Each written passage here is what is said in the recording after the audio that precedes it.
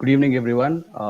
Welcome to this stream. My name is Shodhan. I will be covering today a few topics like careers and litigation, starting a firm from scratch, legal resources for early stage founders, and some experiences we've had dealing with individuals, companies, boards, investors, dealing with bad press and defamation.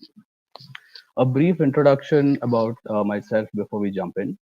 I'm a partner with the law offices of Panagan Babu. I graduated from Symbiosis in 2011 and was the Young India Fellowship for a bit. I started working in the Supreme Court. I was there for about 2.5 years. I went to Berkeley for my master's and then came back to Bangalore and started my firm. We're about 5 years old now. We've grown substantially from our humble beginnings to about 7 partners and 40 lawyers today. So I'll just be sharing some of my experiences about the past 5 years, which has given me some insight into a career in litigation and starting a firm from scratch. We're all first generation lawyers at the firm, and it's been an exciting journey. So let's just get into it. If you have any questions during the course of my presentation, please leave it in the comments. We won't be able to sort of answer those questions immediately. We'll collate all the questions and they'll be sent to me, and I'll get back with my responses later. So to start with, I think we could start with what does a career in litigation mean as a primary topic. So let's just start with what all a career in litigation entails. So what are the various avenues available? I think everyone is mostly familiar with working as an associate at a law firm, working with individual practitioners or senior advocates to start their career. And there's also obviously the debate on where do you start? Do you start working with the lower courts? Do you start working with the high court, the appellate court, the high court, the Supreme Court? We have a lot of tribunals also these days. So where does one start? A lot of old school practitioners will tell you that starting at the trial court level is the best in terms of learning and exposure, and you can subsequently move on to the high court and the Supreme Court once your basics are strong enough. So we'll just be going over all of these notions and how they actually affect your career once you start. So for this purpose, we broadly divide this into two categories, right? You have lawyers who do client side work, which is managing client expectations, drafting, filing, making sure the case comes before a court. And then you have lawyers who are both, who may be senior or just advocates who also do arguments in court.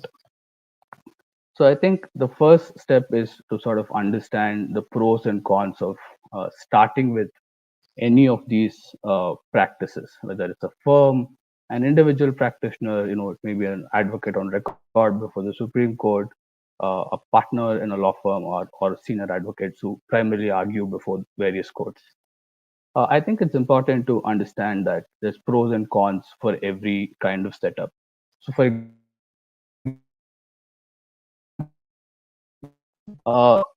most for the first couple of years and uh, doing due diligence for the first couple of years, and your progression is going to be a lot slower, but it's also going to be a lot more structured. You're going to have two or three people who will be supervising the work that you will be doing. An associate will report to a senior associate, who will report to a principal associate, who will report to a partner. Right. So there's better division of labor in a setup like that, and everyone is assigned work that they'll be able to accomplish easily and efficiently. However, if you work with smaller setups, an individual practitioner or a senior advocate, you don't have the luxury of a structured setup, and it's pretty much like being pushed into the deep end of a pool where you learn to sink or swim. And that's better for some people who were able to sort of cope with that pressure that comes with working in a setup like that. May not be suitable for everyone. So it's important to sort of understand what is the kind of structure that's best suited for you from a learning perspective. And it's also dependent on what your end goals are.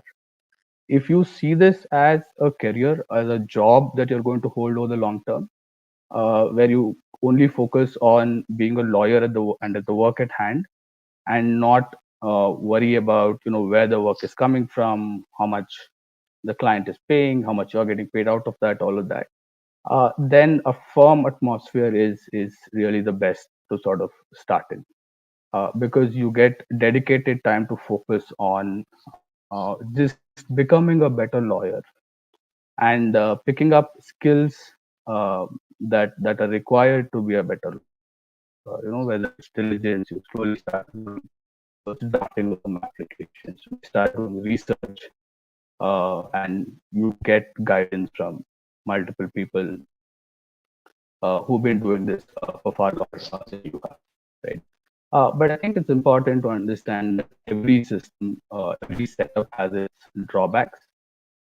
Like I said, a firm setup is your progression as a lawyer is going to be a lot slower, though a lot more structured.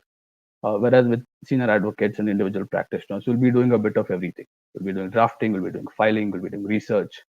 In some cases, you might even get opportunities to argue. But having said that, these setups also have their own drawbacks. Right? The atmosphere is not structured. You might get a lot more of one kind of work and nothing of the other kind. For example, if you work with senior advocates, you'll primarily be doing research, which is really what we do even as interns when we're in law school. So I like to say that research is really the creme de la creme of legal work. It's really everyone's done all the grunt work behind you. They've spoken to clients, they've distilled the problem, and they've given you some legal propositions to sort of research. So you end up missing a lot of the background work that goes into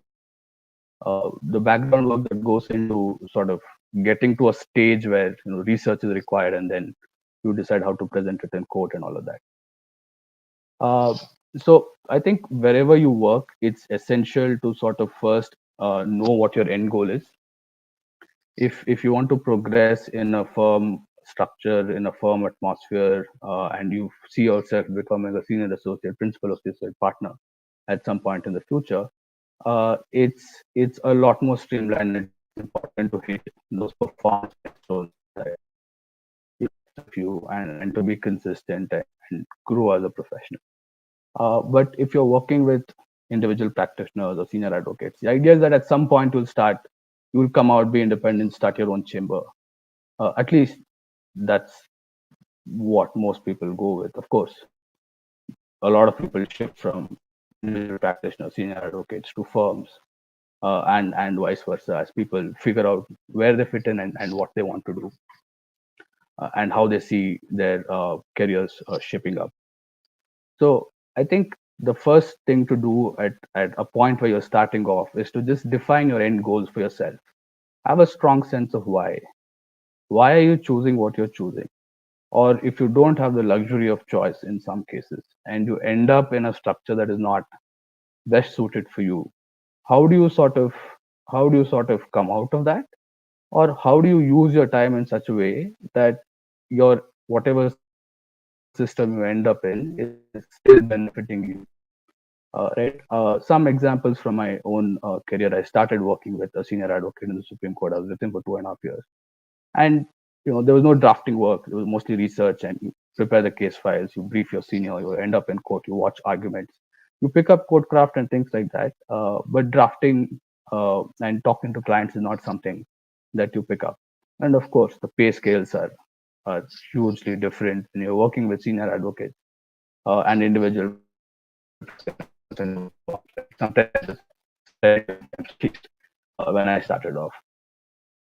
So I think there, the idea is to sort of push you to go out, talk to people, get your own work, and develop skills on your own. Right. So all of that depends on your end goal. So if you want to start your own chamber or your own practice at some point, then it is important for you to pick up skills like drafting, filing, briefing, arguing, managing client expectations. And some of these skills are taught by the people you're working with, and sometimes you'll have to pick them up on your own. You'll have to read a lot, you'll have to talk to different kind of people to pick up these skills which are not taught in a traditional office, whether it's a senior advocate's office or a law firm. So I think the first part is always going to be deciding what you want. Do you want to have your own setup, your own practice, your own chamber in the long run? Do you see yourself arguing things before the court, or do you see yourself doing more of the drafting, filing the listing brief, and working on those kinds of matters? So once you make that decision and you sort of come to the next stage of what are your core skills going to be to support the decision in the short term and in the long term. So I think for any litigator, the core skills are always going to be drafting, research, briefing, arguing, and code craft, and of course, client management. Drafting and research are some things that you'll sort of learn in most offices. Uh, Briefing is something that you may not pick up as much if you're in a senior advocate's office as opposed to if you're in a firm, because firms and uh, non-senior advocates brief plenty of senior advocates, but you'll end up briefing only the senior that you're working with. It's not necessarily a bad thing, but it's definitely a limitation.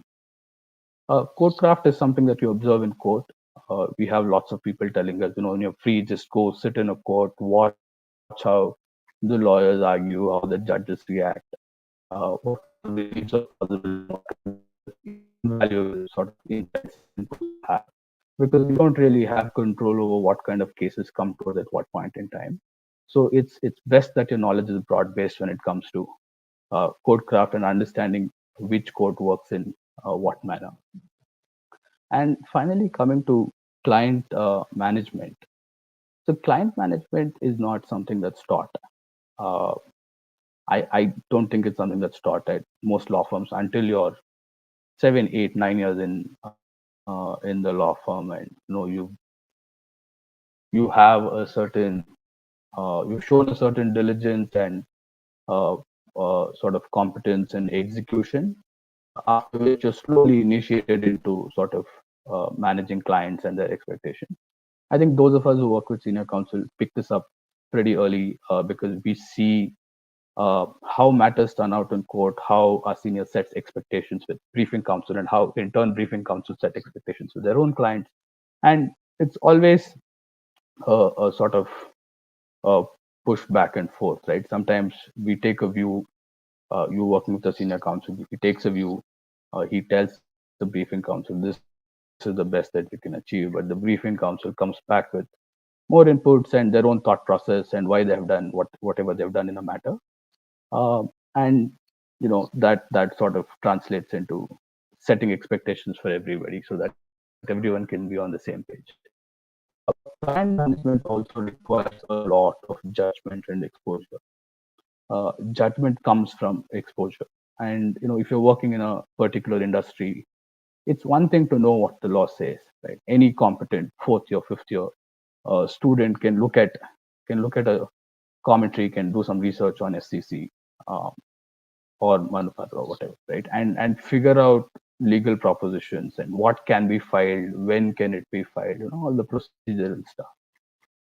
But managing client expectations is a lot more than that. It's about having a deep knowledge about the industries that you're working with, and understanding what is important to them and how we can use um, the judicial system to advance your client's interest or to protect your client's interest, and in some cases to minimize losses or damage to the client.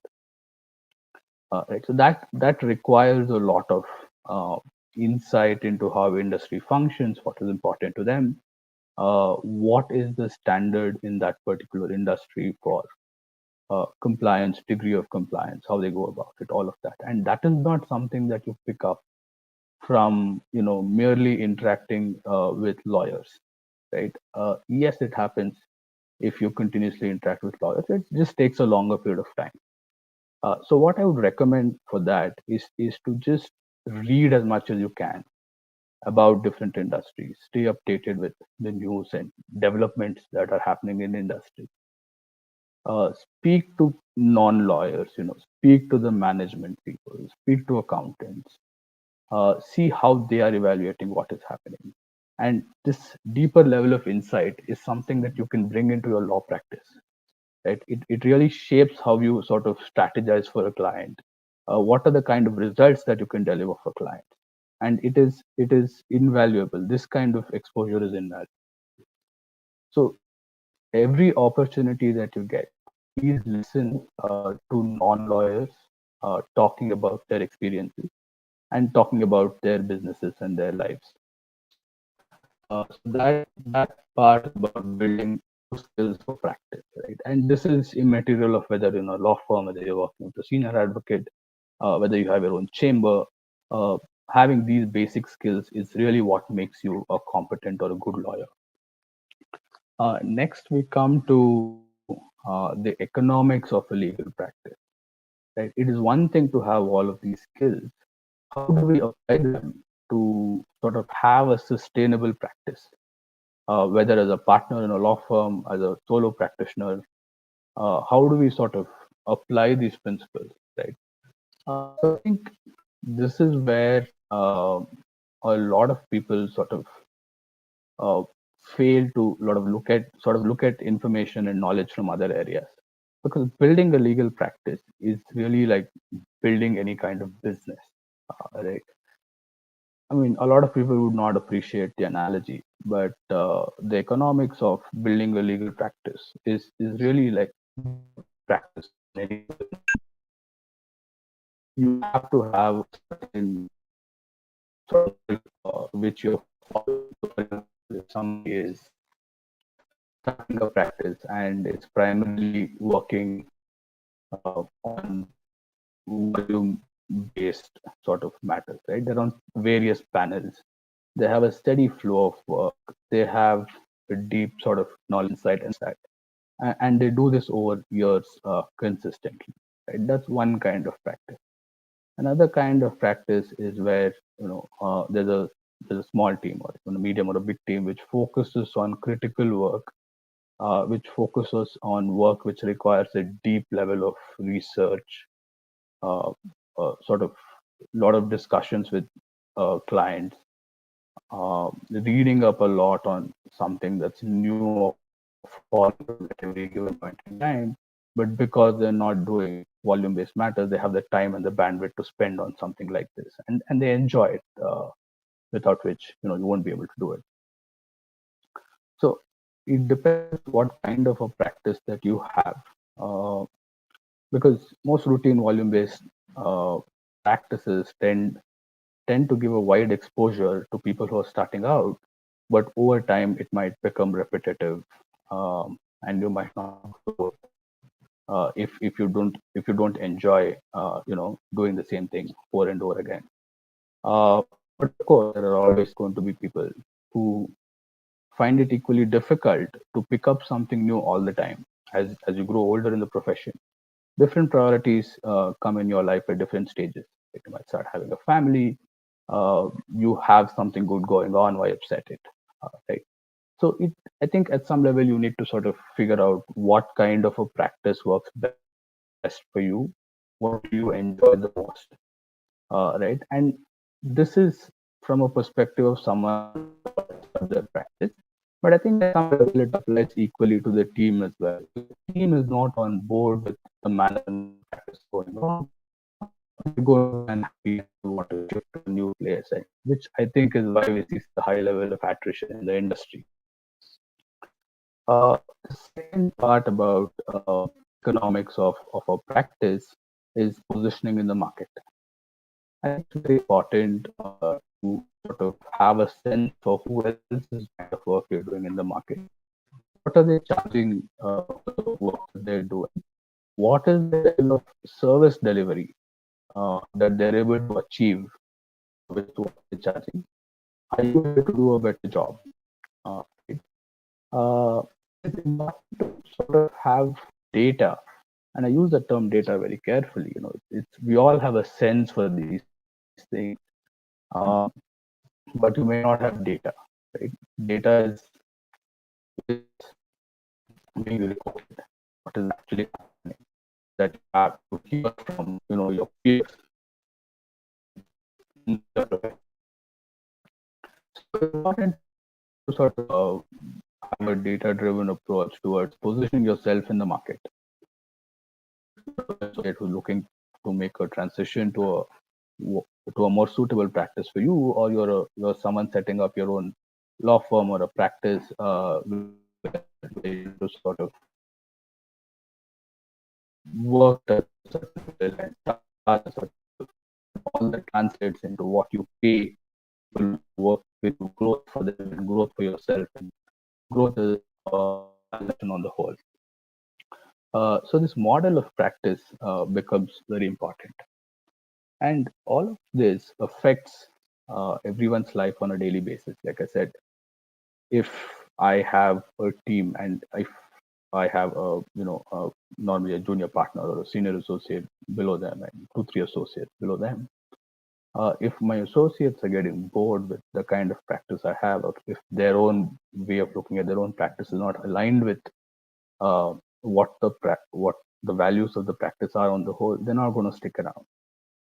And same thing with senior associates, partners, all of that. So I think it's important to understand what we enjoy, how we are as people, how that translates into the kind of practice that we do, and be able to bring on board people who sort of align with that value system, right? So that you have continuity, you have people who will stay with you for a while, who will grow in your organization. And I think that sort of becomes very important. Uh, so that part is about uh, different careers in litigation, and how to go about picking whether you work with a firm, whether you work with individual practitioners, whether you work with senior advocates. I think just to sum it up, the most important thing to remember is that you need to define your own end goal, and you need to be able to sort of put yourself in a position where you're learning the things that you want to learn. If you're working with a senior advocate and you don't have drafting work in the office, you should be able to pick up drafting work from other people who may sort of refer drafting to you because they're good at drafting, who will give you sort of will pay you something for the drafting that you do, and all of this, of course, will have to do on your own time. So having your end goals defined, and also sort of understanding what are the drawbacks of uh, the place I'm at in terms of learning, right? We'll come to the different pay scales and all of that work that are there in different setups. But as a first step, just to understand that if I'm in a law firm, I'm doing a lot of diligence work, right? I can do more. So I need to push for more work from the team, and I need to show that I can deliver, and I need to do that consistently. Now, to do that, I need to be able to like spend some of my own time in picking up the skill sets that are required, right? The same thing if you're working with some senior advocate, right? Like you need to be able to pick up drafting skills. You need to be able to find time to meet clients and just have informal discussions with them, whether it's about keeping them updated about developments in the fields that they are in, or sort of just letting them know what you have done so that they have you in mind if something comes up. And it's important to not get stuck with labels and definitions. Just because you're an associate doesn't mean you can't go speak to a client about something, just to get their perspective on it, just to sort of improve your own knowledge. At the same time, if you're working with a senior advocate, it doesn't mean that you can't go pick up drafting from the numerous AORs who might have some drafting work. Take some small matters on your side and start doing them so that you build your own skill set, right?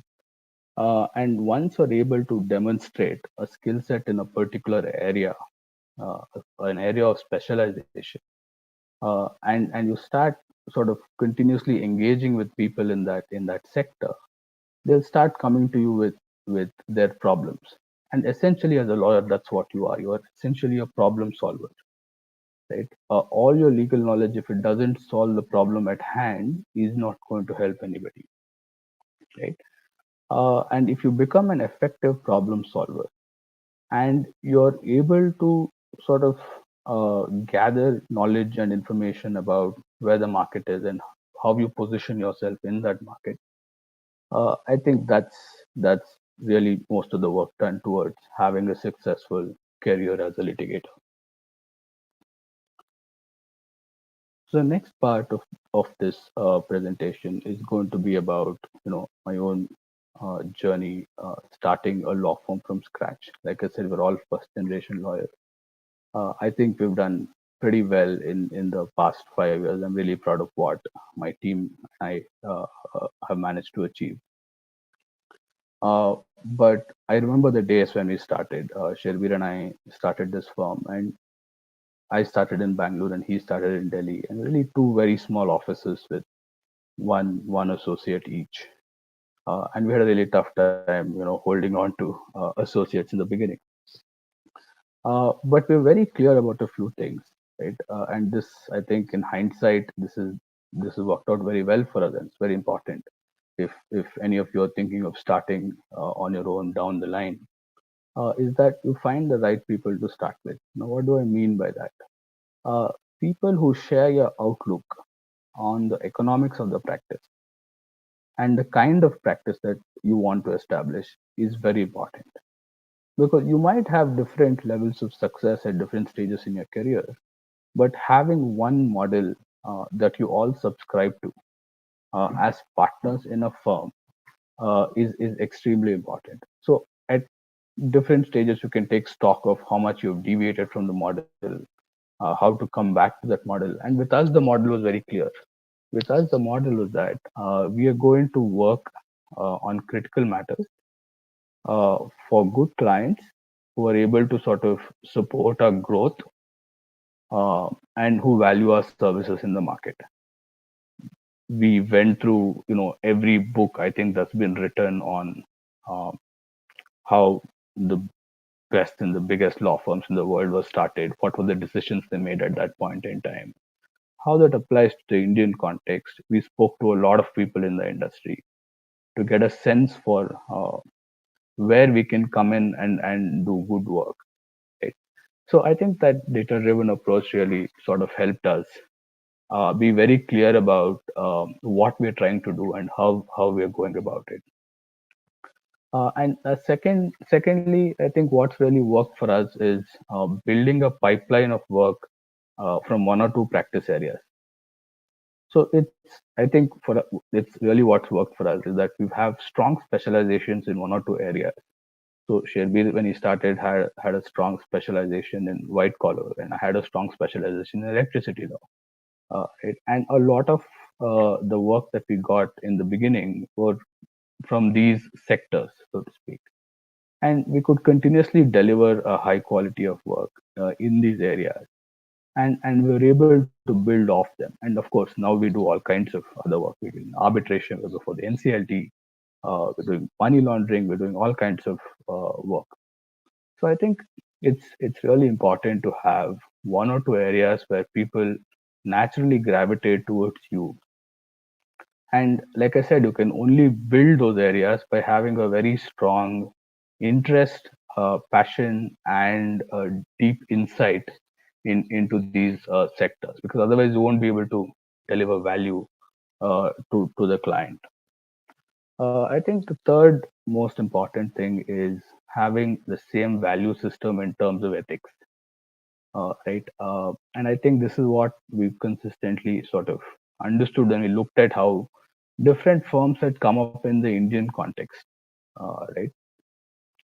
And there are, there are most of them do a very good job of sort of coming up with the right value system where growth is slow, but you're not doing anything questionable. But I think in our industry, it's very easy to sort of have lapses, so to speak, uh, and it gets difficult when you're onboarding a lot of partners or working with different people who come from different backgrounds, and everybody has their own sense of what's acceptable and what's not, right?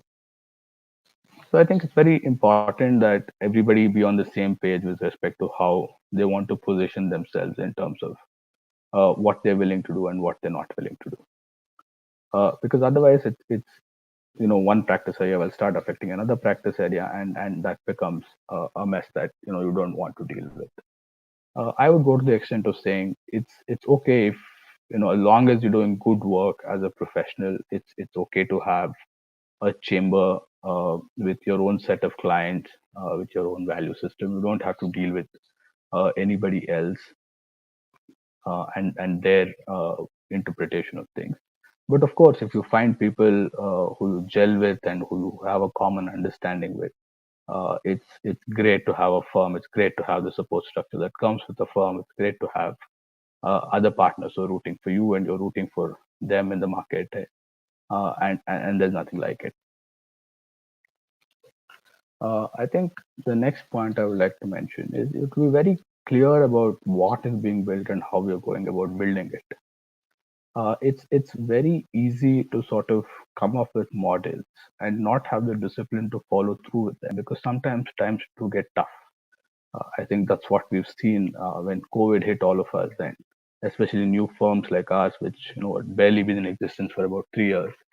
Uh, but we managed to get through, and we managed to get through quite well because we were very clear about what we're building. We're building a practice where we work with certain industries. We do a very good job of understanding those industries deeply and delivering value to those industries. Right? So I think that found acceptance with our clients, and we were able to sort of sail through quite well. The final point, and I think this is really the most important point, is developing mentors. Um, Whether you're in a firm and you want to grow up the ladder, whether you want to come out and start building your own practice, if you don't have mentors in this profession, it becomes very difficult because what do mentors do? Mentors create opportunities for you that are suited for you, depending on your stage of development at any given point in time. Right? If you're capable of, let's say, as a professional, you're capable of understanding, picking up a 500-page file, researching the law, and arguing the matter in court 1 year into practice. Unless you have mentors who create that opportunity for you, that skill is not going to get developed. So it's important to sort of identify people who believe in you, who you're able to sort of contribute to. Nobody does this out of charity, right? You need to be able to sort of contribute to their problems and to their life as well. And they, in turn, will sort of help you out with uh, sort of being supportive and giving you the opportunities that you want at the right stage. So I think sort of, and your mentor need not be one person throughout your career. I think it's important that it's not one person throughout your career because you will have your own pace of growth. Uh, and I think it's inherent in human interactions that everybody has a subjective opinion of you based on their own background and based on their own experiences. So it's important for you to understand what how you're perceived by the people that are mentoring you, uh, and also be able to take a chance and see where they may not be very accurate in terms of how you're able to develop as a professional. Right, so it helps to have mentors spread across. Some of them may be lawyers, some of them may not be lawyers, but it helps to have mentors, different mentors at different stages of your life, and it also depends on what they are qualified to help you with.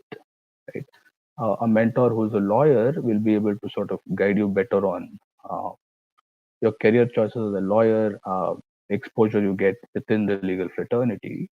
But if that person has primarily been a good lawyer and has no real experience in building a practice or a business, they may not be able to help you with some of those decisions. So I think what we have found is sort of talking to a cross section of people and then figuring out what is the best solution for the problems that you'll be facing at any given point in time. Of course, all of this is something that you do on your own time and out of your own interest. Uh, and a lot of speaking to different people and sort of uh, thinking about your problems and finding solutions for them will will also uh, will also sort of come out of you not uh, you having a good sense of where you are as a professional, having self-awareness, knowing when to trust yourself, and knowing when to listen to somebody else, right?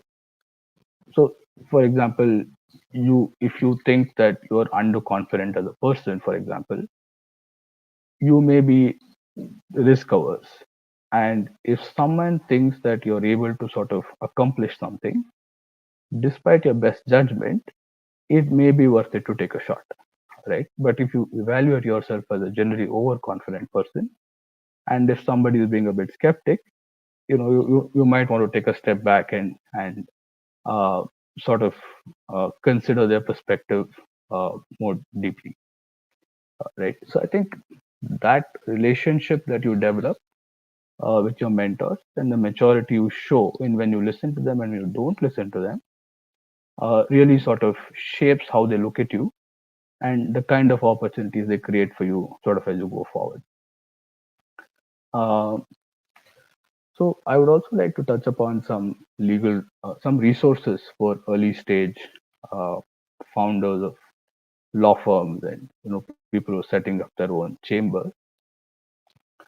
I personally found it very interesting to just read about how service industry firms are set up, whether it's McKinsey, Skadden, bunch of American law firms, British law firms, the different structures, how they've evolved over time, what are the kind of practice areas that have developed over time. What so, for example, one thing that we found was that when we were graduating, most companies didn't have strong in-house legal departments. But now, I graduated in 2011, we're in 2022. 11 years hence, we find that a lot of the big companies have very, very strong and big in-house departments, right? Lawyers range like, they have about 40, 50 lawyers, and many law firms in themselves. So how does that affect uh, us as outside counsel or professionals, right? The nature of the work that is being assigned to law firms, external law firms, has undergone a massive change in the past 10, 15 years in India and in the past about 20 years in the US. Most routine work, most general corporate work is mostly being done in-house now. And even in some of the bigger companies, most M&As are being done in-house now.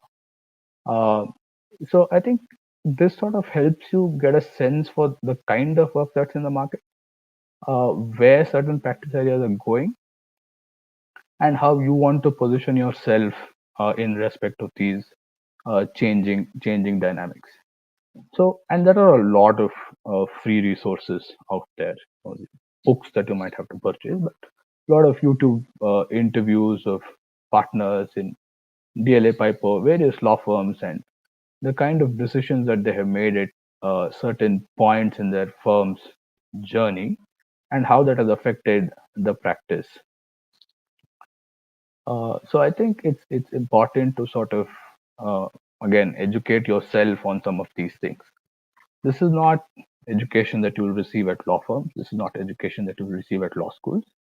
But if you are better aware about some of these things, it'll help you better, right? Whether you're setting up a firm, whether you're in a law firm and you're looking to go up in terms of promotions and make partners. Because all of this fundamentally comes down to having greater awareness uh, about the ecosystem that you're functioning in, and that is always beneficial. I think one other thing that I would like to mention is the importance of compounding and consistent action over years. It really does pay. I myself have dabbled in a lot of things. I got into IF, which is nothing to do with law. I started working with a senior advocate in the Supreme Court. Once I came out of this chamber, and while I was doing my master's in Berkeley, I continued to work for some startups here, offering them general corporate advice and assistance with transactions. I was effectively an in-house counsel with three, four companies, though I was not on the payroll. I was an external lawyer. And that gave me a great insight into how companies pick lawyers, pick law firms, what are the parameters, how certain things that lawyers and law firms do, how are they perceived from the client side, right? And it also paid me my living expenses when I was in Berkeley. So, it was great all around that way. It was still a lot of work. You would get some call at 3 in the morning, California time, because it's afternoon here in India and some client has a query. But the insight and the learning that I got was invaluable. Uh, and once I came back, I kept doing that for a bit. My primary interest was always litigation. For me, working as an in-house counsel, managing mandates for companies, whether the corporate or the litigation, was a way of making myself seen. I'm not a second, third, fourth generation lawyer with an established office where people know who to look for when they have a litigation matter, for example. If they look at which are these firms, they've been around for a long time, their existing networks and connections and all of that, which is why most of this work ends up going to these old school firms. So for me, in my mind, how do I solve this problem? Right, I've worked 2.5 years as a senior counsel. I think I have the ability to be able to draft and brief and argue matters in court now, but I don't have clients. So how do I go about sort of solving this problem? Right? Uh, it's about sort of first making yourself known. So obviously there are multiple ways of doing it. People write articles, people give lectures, presentations, all that. But I didn't really see much of it translating into real world uh, practice or client development in the short term. So this was what we came up with. We said, look, we don't care what the problem is, whether it's corporate, whether it's litigation. We are lawyers. We're able to figure it out if another lawyer explains it to us, and that can be an external law firm. So let's sort of go to companies and say, uh, I will be the go-between with the firm that you engage in with you. Not everybody knows everything. You might have a partner doing, law firm helping you with a transaction. You might have somebody else doing IP. You might have somebody else doing litigation. But I will be the one person in your organization who knows whatever is happening with your legal issues, right? So that was apparently an invaluable assistance to most of the CEOs who I sort of directly had a chance to work with. So that sort of gave me the exposure I needed.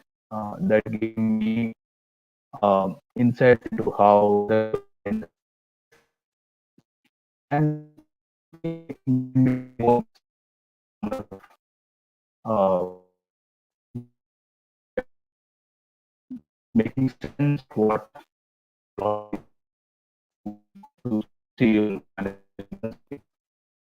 Uh, and also gave me a chance to work with multiple structures and systems that different law firms have. Different mandate, different kind of fee structures, different level of engagement, sometimes partners involved in dispute resolution. Uh, so it gave me a lot of idea how the law firms work without even having worked in law firm myself. Uh, but now I don't do that anymore because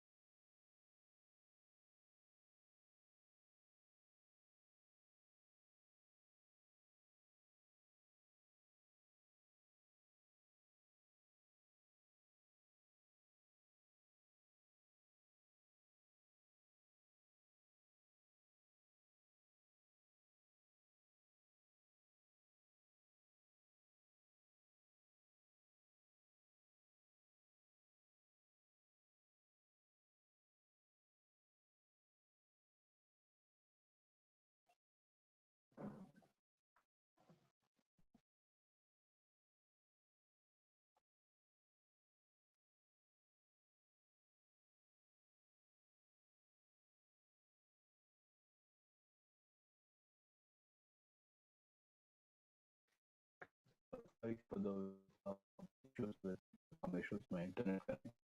Anyway, continuing from where I left off,